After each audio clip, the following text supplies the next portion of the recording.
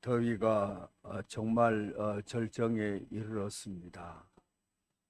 생각 같아서는 어떻게 이 8월을 훌쩍 건너뛰고 싶은데 그럴 수 없잖아요. 어쩔 수 없이 이 8월을 지나야 되는데, 여러분, 다행스러운 것은 어, 내일 모레만 지나면 입추가 됩니다. 입추. 여러분, 입추가 되면 정말 거짓말같이 날씨가 조금씩 이렇게 변화가 일어나요. 여러분, 이제 곧 입추가 다가오니까 계절도 조금씩 바뀌게 될 줄 믿고 이 더위를 잘 이겨내시기를 바랍니다. 입추는 여러분 아직 여름이지만 가을을 지금부터 준비하라는 거예요.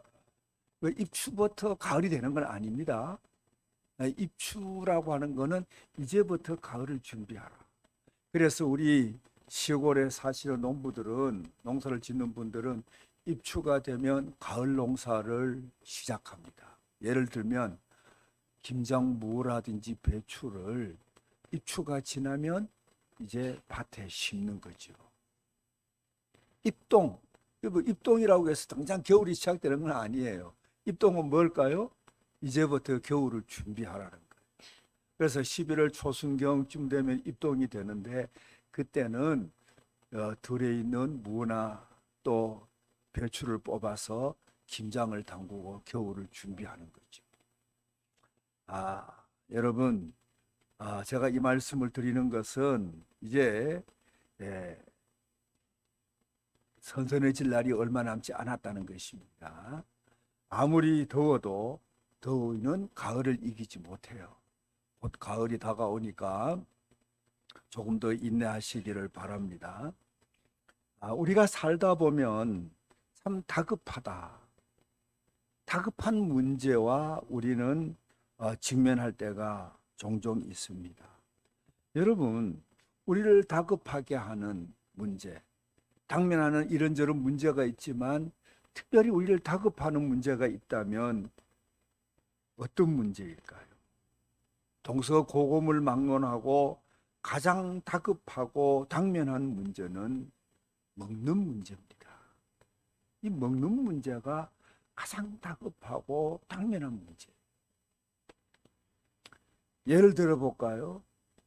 여러분, 당장 오늘 이제 정심부터 끼니를 건너뛰어야 한다라고 한번 생각해 보세요. 정심 한 끼를 건너뛰고 나면 이제 곧바로 상황이 이제 바뀌어서 이제 끼니 문제가 해결되면은 괜찮겠지만은, 오늘 정심부터 시작해서 이제 끼니를 걸러야 하고 이 끼니를 해결할 수 있는 방법이 막막하다라고 이제 생각되면 여러분, 상황은 심각해지는 거죠. 눈이 뒤집혀지기 시작하는 거예요.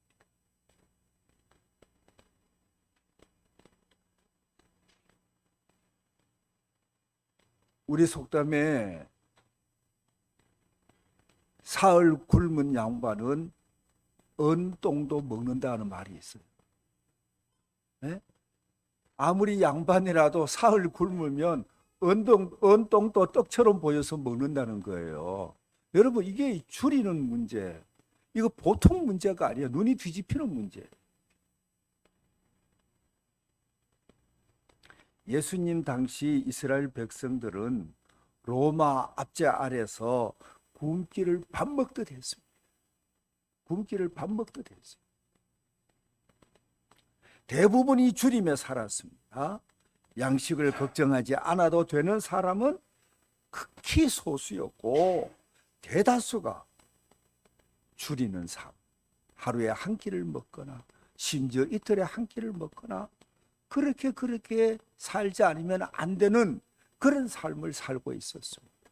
그러니까 당시는요, 평균 수명이 30도 안 됐어요. 지금 우리 수명이 얼마예요? 여자들은요 87세라나 9세라나, 남자들은 82세 3세. 여러분, 이제는요 정말 오래 살 거예요. 얼마 전에 제 동생이 이제 폐에 뭔가 이렇게 큰 이게 점이 발견됐어요.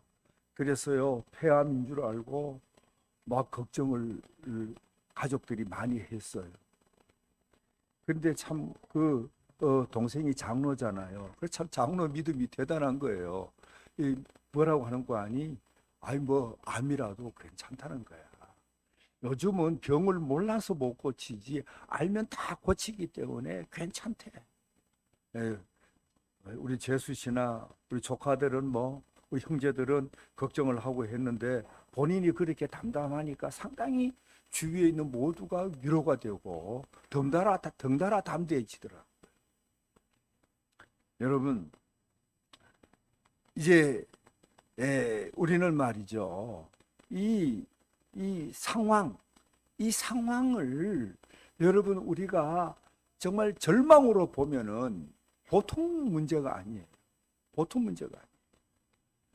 근데 예수님 당시에 먹는 문제는 정말 심각한 문제였고 많은 사람들을 절망시켰어요.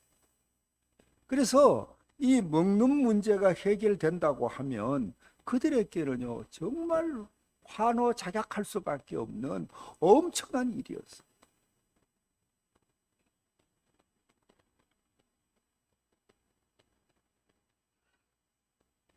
이 역사 학자들의 그 이야기에 의하면 이 당시의 사람들은요 90% 이상이 하루에 한 끼 정도 먹었다. 여러분 지금 이 시대에도 하루에 한 끼 정도 먹는 나라들이 많아요. 없는 게 아니에요. 방글라데시 좀 살기 좀 좋아졌지만 제가 한 30년 전에 방글라데시에 최초의 목사 안수에 내가 보좌하기 위해서 간 적이 있는데 그때만 해도 방글라데시는 평균적으로 국민들은 하루에 한 끼를 먹어요. 지금은 모르겠어요. 그러나 지금도 여전히 지구촌 여기저기 하루에 한 끼 먹는 나라들이 많아요. 근데 우리나라는 어떨까요? 우리나라도요, 여러분, 한 70년, 80년 전에는요, 하루 세 끼 다 먹는 가정이 그리 흔치 않았어요. 하루 세 끼를 먹어도 여러분 흰쌀밥을 하루에 세 끼 먹을 수 있는 가정은 거의 없었어요. 정말 소수였어요. 대부분이 꽁보리밥해서 여러분 겨우 물에 말아 먹거나 고추에 된장 찍어 먹거나 그렇게 하면서 하루에 세 끼 겨우겨우 넘어갔지 차려놓고 하루 세 끼를 먹는 이들이 그리 많지 않았어요. 그래서 여러분 제가 어릴 때 아주 어릴 때 이게 그 선거 벽보가 동네 골목에 이렇게 붙여져 있는 것을 저는 지금도 기억해요. 이승만 대통령, 이기붕 이제 그 부통령 런닝메이트로 막 그 벽보 붙여놨던 거. 그저 기억하거든요. 그때 재미있는 구호. 이승만 정권에 대항했던 민주당 정권의 구호가 뭔지 아세요? 못 살겠다 갈아보자였어요. 아마 여기 계시는 분들 그 구호를 기억하시는 분들이 있을걸요? 못 살겠다 갈아보자. 너무 배고프다는 거죠. 정부가 이 굶주림의 문제를 해결해 줘야 되는데 못하니까 갈아보자는 거예요. 그러니까 또 자유당에서 이렇게 맞선 대응하는 구호를 냈는데 재밌어요. 갈아봤자 소용없다. 구관이 명관이다. 그런 구호를 붙여놓고요. 양쪽이 막 진영 싸움을 했던 기억이 있거든요. 여러분 제가 머리가 좋아서 어릴 적 기억을 하는 게 아니에요. 어릴 적 붙여놨던 그 구호가 옛날에는 촌에는요 5년 10년 가도 그 구호가 그대로 붙어 있는 게 많았어요. 특히 상점 옆에. 근데 제가 왜 이 말씀을 드리는가 하니 먹고 사는 문제는 정말 민감한 문제인데 여러분 예수님 당시에 정말 심각했다는 이야기를 드리는 것입니다. 얼마 전에 이제 며칠 전에 우리나라의 노련한 원로 정치인 김종인 씨가 TV에 나와서 이제 기자와 인터뷰를 하면서 이런 이야기를 했어요. 국민의힘이 왜 그렇게 와르르 무너졌느냐? 겨우 100석 넘는 소수의 인원만 국회에 보낼 수 있었느냐? 이유는 뭐 이종섭 씨를 호주 대사로 보낸 것 때문에, 김건희 여사가 명품백을 받고도 사과하지 않는 것 때문에 아니라는 거예요. 국민의힘 윤석열 정부가 민생 문제를 소홀히 했기 때문에, 국민들이 먹고 사는 문제에 대해서 좀 더 집중해야 되는데 그 일을 소홀히 하고 엉뚱한 일에 몰두했기 때문에 국민들이 그걸 심판하고 변화를 촉구하는 모습으로 그렇게 했다는 거예요. 물론 뭐 그분의 이야기가 맞을 수도 있고 틀릴 수도 있지만, 이제 여러분, 여전히 이 시대에도 먹고 사는 문제는 민감한 문제인 것은 틀림이 없습니다. 그래서 예수님은 이런 문제를 그냥 지나치지 않았어요. 가장 기본적이고 원초적인 문제가 먹고 사는 문제라는 것을 아신 주님은 이런 문제를 가볍게 여기지 않았어요. 그래서 빈들에서 말씀을 전할 때 말씀을 듣고자 몰려든 많은 사람들이 해가 져도 돌아가지 않고 그대로 머무는 것을 보시고 주님은 참 측은히 여겼습니다. 빈들인데, 해가 저무는데 여전히 빈들에 그들이 모여 남아 있었던 것은 가봤자 역시 줄이니까 그냥 거기에 있었던 거예요. 주님은 그 모습을 측은히 여기시고 떡 5개와 물고기 2마리로 5,000명 이상을 먹이는 놀라운 기적을 베푸셔서 빈들에서 줄이고 있는 그들을 먹여주었습니다.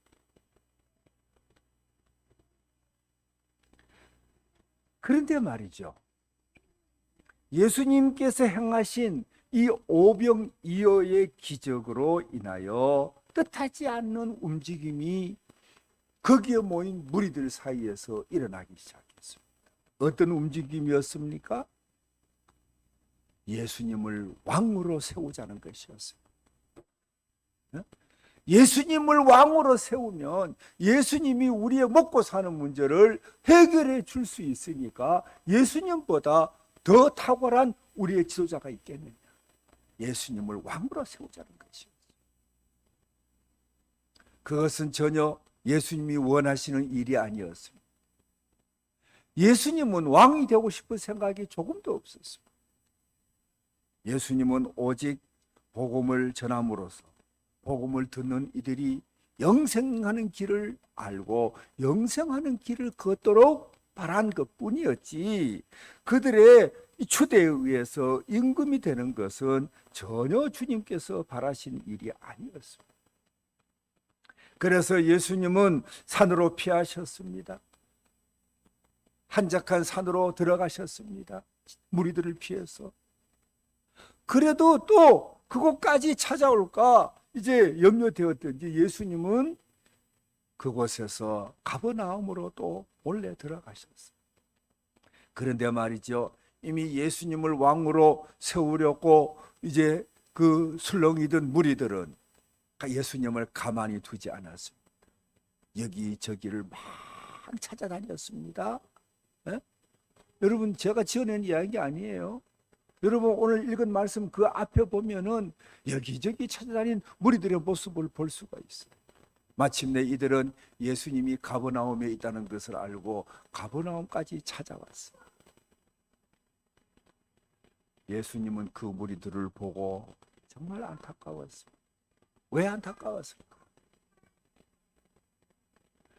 이 무리들이 정말 듣고 정말 보아야 할 것은 듣지 않고 보지 않고 시선을 엉뚱한 곳에 두고 있었기 때문에 주님은 너무 안타까웠던 것입니다. 여러분, 그런 말이 있잖아요. 여러분, 달을 가리키면 달을 봐야 되는데 어떤 사람은 손가락을 보는 이들이 있잖아요. 네? 우리 가운데 그런 분이 없습니까? 달을 가리키면 달을 봐야지 달을 보지 않고 손가락을 보는 것처럼 예수님이 지금 가르치는 것은, 예수님이 가르치는 것은 하나님의 나라였습니다. 영생하는 것이었습니다. 그런데 무리들은 그걸 듣고 그걸 보지 않고 예수님이 행하시는 기적, 오병이어의 기적만 보았던 것입니다.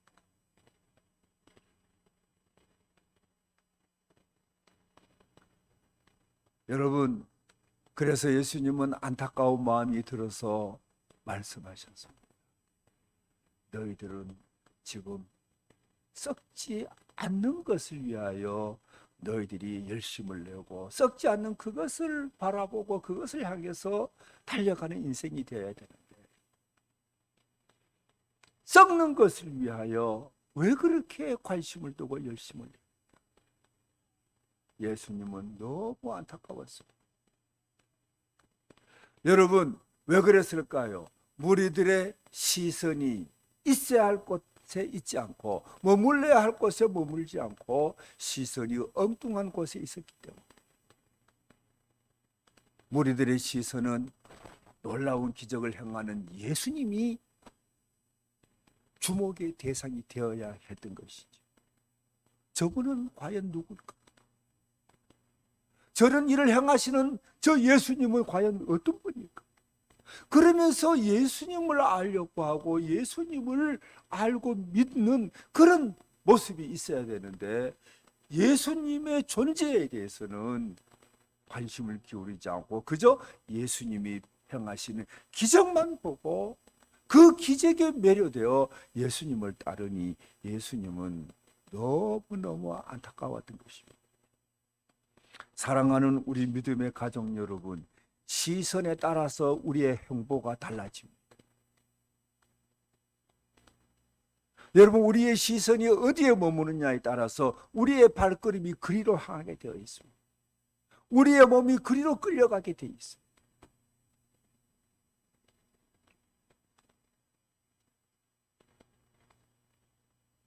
가버나움으로 찾아온 그 무리들은 시선이 어디에 있었을까요? 예수님이 오병이어의 기적을 베풀어 자기들을 먹여주신 그 떡, 거기에 그들은 꽂혀 있었던 것이죠.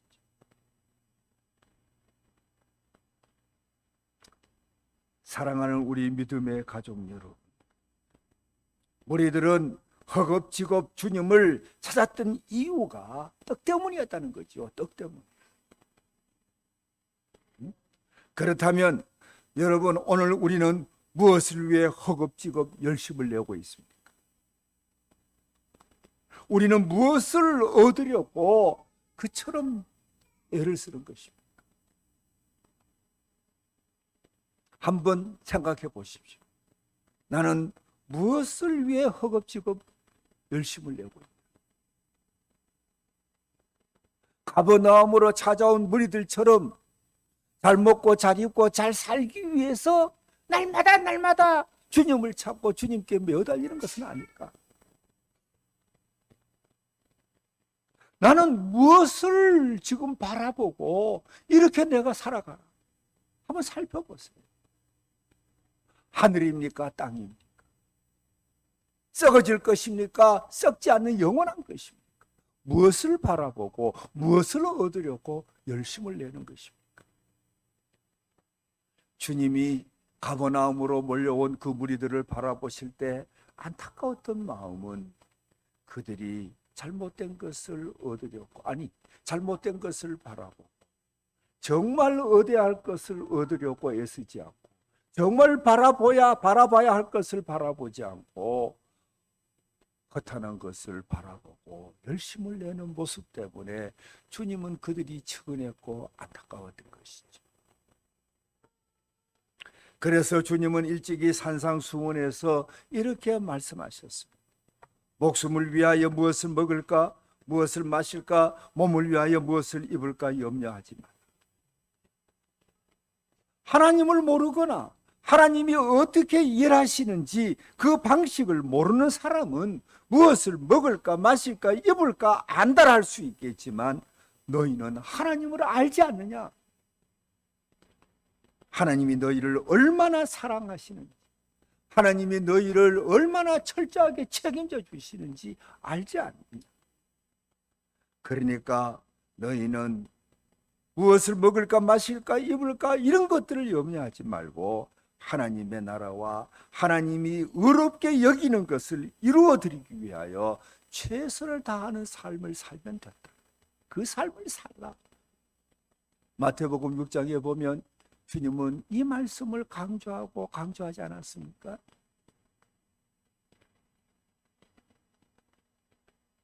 다시 한번 우리는 우리의 모습을 살펴봐야 합니다. 나는 무엇을 위해서 열심을 내고 있나? 나는 무엇을 두고 안달복달하나? 한번 살펴봐야 돼.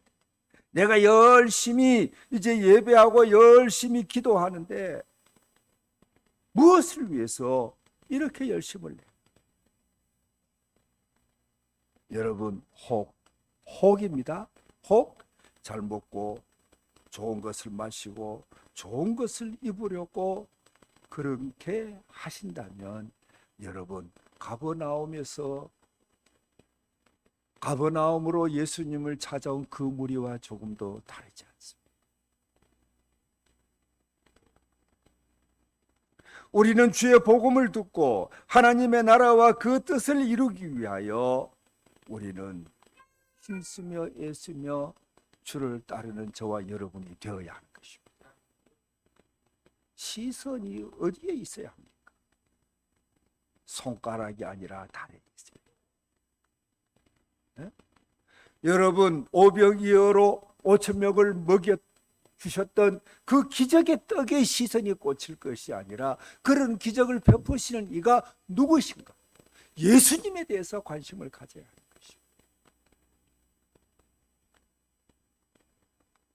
여러분, 우리의 시선, 우리의 관심은 우리의 삶을 결정합니다. 우리의 행복, 우리의 삶의 방향을 결정합니다. 제가 잘 아는 목사님이 어느 성도가 바친 13,000원의 헌금을 받아 들고는 정말 뜨거운 눈물을 흘렸다는 이야기를 들었습니다. 13,000원의 헌금을 바친 이 성도님은 폐지를 주우며 근근히 사는 할머니였습니다. 아시다시피 여러분, 폐지는 웬만큼 주어서는 13,000원을 만들 수가 없어요. 저는 이 폐지가 있으면 이렇게 나름대로 정리해서 가져가기 쉽게 늘 놔둡니다. 저녁에 늦게 놔두면은 아침에 보니까요 그것들을 싹 다 가져. 근데 여러분, 아무리 많이 박스를 종이를 모아서 줘도 그거 가져가봤자요 몇백 원, 만큼 많았어야 1,000원, 2,000원 되지가 않아요. 그러니까 여러분, 13,000원을 마련할 정도로 폐지를 주었다면 꽤 오랫동안 열심히 모은 거예요. 그렇게 늘 폐지를 주어서 근근히 사시는 이분이 어렵사리 모은 13,000원을 이제 봉헌했으니까 이 목사 입장에서는 정말 감동의 눈물을 흘리지 않을 수가 없었던 거죠.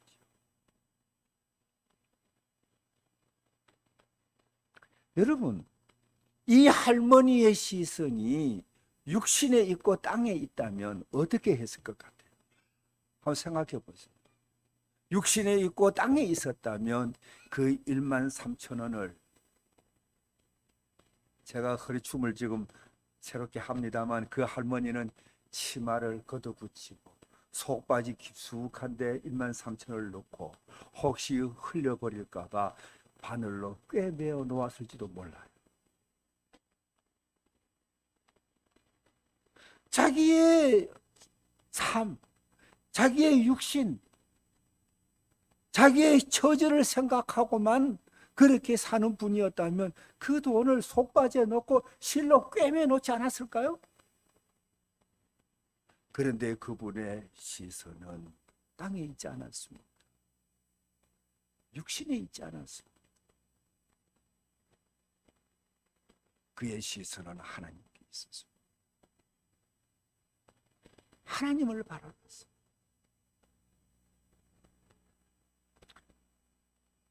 만약에 이 땅의 삶으로 모든 삶이 끝난다고 생각했으면 그렇지 않아도 빈궁한데 주님 때문에 더 빈궁한 삶을 살았겠습니까? 그렇지 않았을 것입니다. 사랑하는 우리 교우 여러분, 우리는 13,000원의 그 귀한 예물을 드렸던 할머니 옆에 우리를 세워봐야 합니다. 1만 3천을 들은 그 할머니, 쭈글쭈글한 손, 굽은 허리, 주름진 얼굴, 보잘것없는 그 할머니 옆에 우리를 세워놓고 바라봐요. 여러분, 그 할머니와 나를 비교했을 때 내가 덜 초라해야 됩니다. 그 할머니보다 내가 더 초라할 수가 있어요. 어떻게 여러분 살면 더 초라해질 수 있을까요? 온통 시선이 나에게, 온통 시선이 먹는 것에, 온통 시선이 여러분 땅에, 온통 시선이 세속적인 것에 있으면 여러분 할머니 옆에 서 있는 나는 잘 먹고 지금 잘 입고 좋은 차 타고 다니지만 여러분 그 할머니 옆에 나는 초라한 모습으로 서 있는 거예요.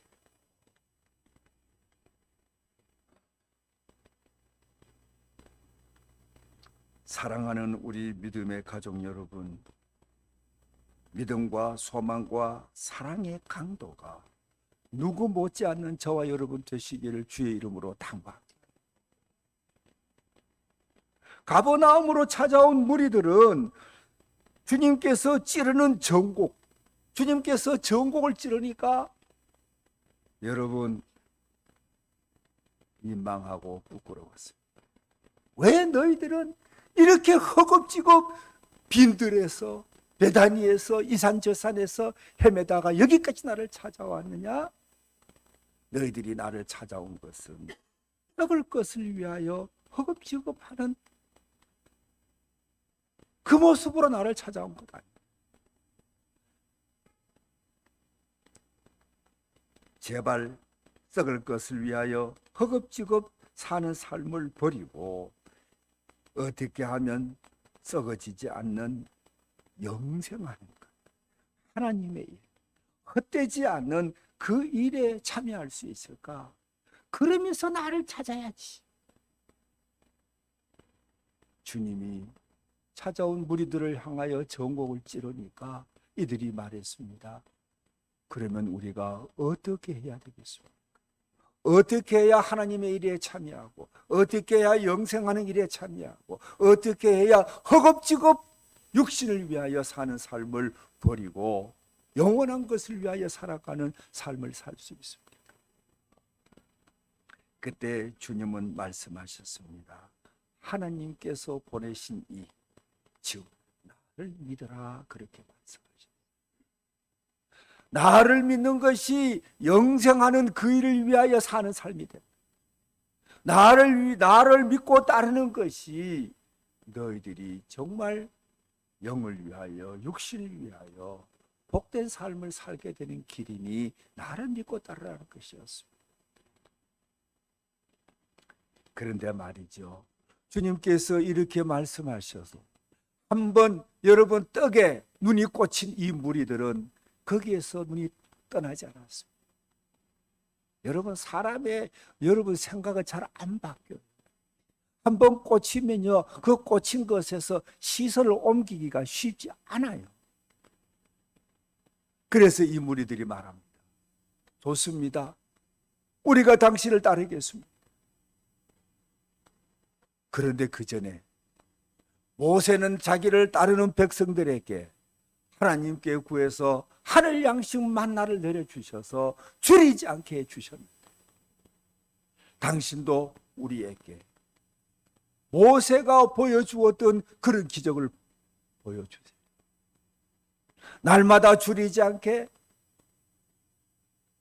그렇게 우리를 이끌어 가신다면 우리는 당신을 믿고 따르겠습니다. 끝까지 이들의 기준은 뭡니까? 따르겠다는 기준이 뭐예요? 여러분, 이들이 한번 꽂혀서 떠나지 않는 시선 어디에 있습니까? 먹는 거였어요. 먹는 거였어요. 사랑하는 우리 교우 여러분, 시선을 돌려야 합니다. 돌려야 합니다. 관념을 바꿔야 됩니다. 기준을 바꿔야 됩니다. 주님은 참 안타까워서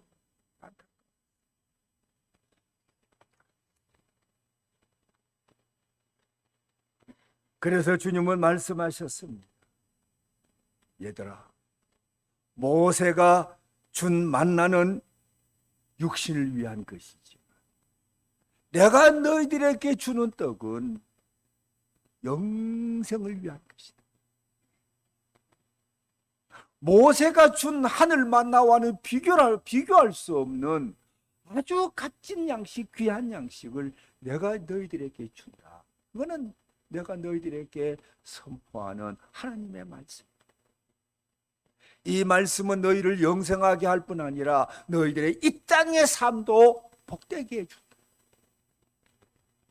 여러분 그랬잖아요. 예수님, 무엇을 먹을까 마실까 입을까 염려하지 마라. 이것은 이방인들이나 하는 짓이다. 하나님을 우선하고 하나님의 뜻을 쫓는 삶을 살면 이방인들이 구하는 먹는 것, 마시는 것, 입는 것, 그것은 너희들에게 하나님이 더하여 주시니 그런 것은 부차적으로 두고 우선 너희들은 하나님의 나라를 위해서 일해라. 주님 그렇게 말씀하지 않았습니까? 오늘 말씀도 마찬가지예요. 모세가 준 떡은 하늘 만나, 하늘 양식 만나, 모세가 준 떡은 육신을 위한 것이지만 내가 너희들에게 주는 떡은 그것과 비교할 수 없는 떡이다. 영생하는 떡이요, 이 땅의 삶도 복되게 하는 떡이니 너희는 나를 믿고 나를 따르며 내 말을 받으라는 것이었습니다. 사랑하는 우리 믿음의 가족 여러분, 우리는요, 우리가 기준 삼고 우리가 목표하고 우리가 바라보는 것, 그것을 향해서 나아가고 그것을 위해서 일해요. 여러분 무엇을 위해서 일합니까? 어떤 것을 목표하고 일합니까? 내가 지금 바라보는 것, 내가 지금 시선이 꽂혀 있는 것, 내가 얻고자 하는 것, 그것 때문에 일하고 있잖아요. 그렇다면 여러분, 우리는 지금 무슨 일을 하고 있어요? 네? 어떤 일을 하고 있어요? 떡입니까? 주님이십니까? 나는요, 여러분들 위해서 드리는 말씀입니다.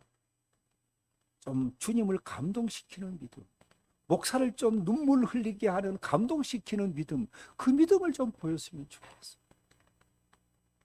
그렇게 잘 먹고 잘 입고 좋은 집에서 좋은 차 타고 살면서 왜 그렇게 주님을 시시하게 대합니까? 주님이 거짓입니까? 주님을 바라보지 않고 지갑을 보니까, 금고를 보니까, 통장을 보니까, 세속적인 기준, 그걸 기준 삼으니까 주님 앞에 인색하고 주님을 그렇게 시시하게 대하는 거죠. 사랑하는 우리 믿음의 가족 여러분, 가버나움으로 찾아온 무리들의 모습과는 달라야 합니다. 가버나움으로 찾아온 무리들의 기준이 떡이었잖아요. 세속적인 것잖아요. 있다가 없어질 것이었잖아요. 그래서 그들은 그걸 얻으려고 허겁지겁 달려가는 삶을 살았잖아요. 제발 여러분, 우리는 차원을 달리해야 합니다. 좀 차원을 달리합시다. 하나님의 일이 하나님을 기쁘시게 하는 것이, 하나님을 감동시키게 하는 것이 목적이 되는 삶을 삽시다. 그러면은요, 요한 사도가 말했던 것처럼 영혼이 잘 되고 범사가 잘 되고 강건해지는 복이 있습니다. 얼마나 여러분 열심히 삽니까? 열심히 산다고 되는 게 아니에요. 얼마나 열심히 아낍니까? 여러분 아낀다고 여러분 복된 삶, 여러분 천국 문이 활짝 열리는 게 아니에요. 여러분 우리는 정말 주님을 사랑하고 주님을 바라보고 주님을 찾는 저와 여러분이 될 때 주의 일에 동참하고 주님이 주시는 영생의 복, 영원한 하나님의 나라를 차지하는 저와 여러분이 된다는 것을 기억하시고, 여러분 우리의 믿음을 새롭게 교정하고 우리 주님을 기쁘시게 영화롭게 하고자 몸부림치는 모두가 되시기를 주의 이름으로 축원합니다.